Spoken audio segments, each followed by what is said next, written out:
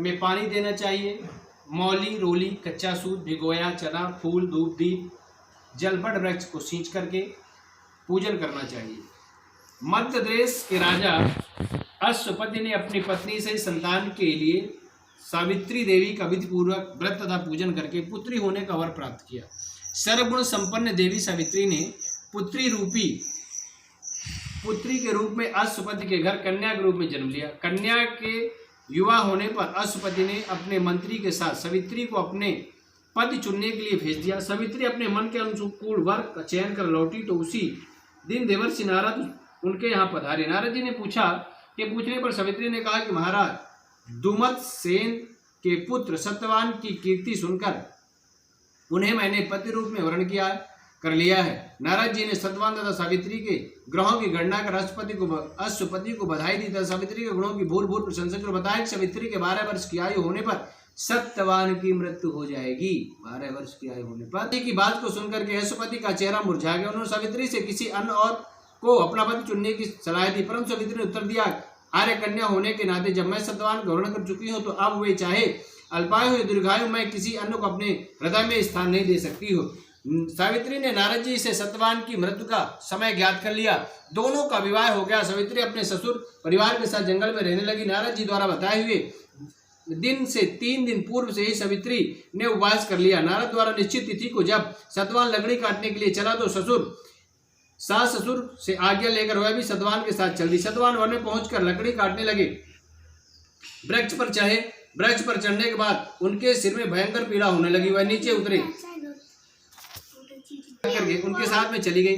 सत्यवान के साथ चल दी। सत्यवान लकड़ी काटने के लिए वृक्ष पर चढ़ गए और उतरे तो सिर पर भयंकर पीड़ा होने लगी। सावित्री ने उसे बट के वृक्ष के पेड़ के नीचे लिटाकर उसका सिर अग्नि जाल पर रख लिया। देखते ही देखते यमराज ने सत्यवान को लेकर के चल दिए। यमराज ने ब्रह्मा के विधान के अनुरूप सत्यवान को लेकर के चल दिए। बट वृक्ष के नीचे सत्यवान जी बैठे हुए थे। सावित्री सत्यवान वहीं बटवृक्ष के नीचे जब सावित्री के गोदी पर सत्यवान अपना सिर रखे हुए थे तो एक सर्प आया और उसने काट लिया। तो यमराज जी आकर के उनको लेकर के चलने लगे। सावित्री सत्यवान को बटवृक्ष के नीचे ही लिटा कर के यमराज के पीछे पीछे चल दी।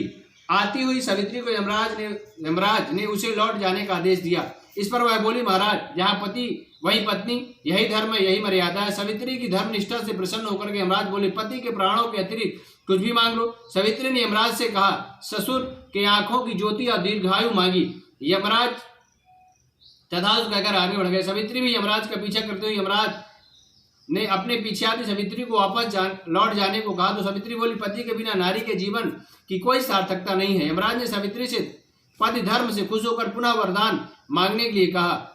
इस बार उसने अपने ससुर का राज्य वापिस दिलाने की प्रार्थना की। तथास्तु कहकर के यमराज आगे चले गए। सावित्री अब भी यमराज के पीछे चलती रही। इस बार सावित्री ने यमराज से 100 पुत्रों की मां बनने का वरदान मांगा। तथास्तु कहकर जब यमराज आगे बढ़े तो सावित्री बोली, आपने मुझे 100 पुत्रों का वरदान दिया है, पर पति के बिना मैं माँ किस प्रकार बन सकती हूँ?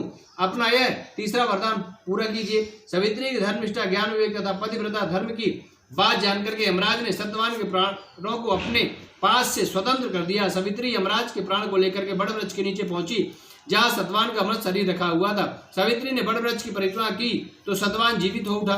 प्रसन्न चित्त तो उन्हें नेत्र ज्योति प्राप्त हो गई। इसके बाद उनका खोया हुआ राज उन्हें मिल गया। आगे चलकर सावित्री 100 पुत्रों की माता बनी। इस प्रकार चारों दिशा में सावित्री की धर्म के पालन की कीर्ति गूंज उठी। बोले शंकर भगवान की जय, विष्णु भगवान की जय।